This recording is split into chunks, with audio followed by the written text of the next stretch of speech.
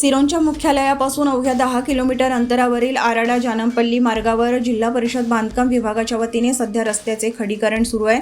परिसरातील अनेक गावांसाठी तसेच शेतकरी वर्गासाठी हा रस्ता अत्यंत महत्त्वाचा असल्याने नागरिकांना काम दर्जेदार होईल अशी अपेक्षा होती।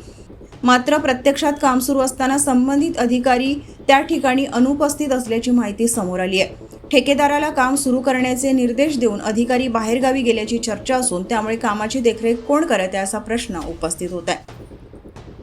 दरम्यान आमच्या प्रतिनिधीने संबंधित अधिकाऱ्यांशी फोनवर संपर्क साधला असता त्यांनी काम बिलामध्ये घेतले असून ते व्यवस्थित सुरू असल्याचे सांगितले।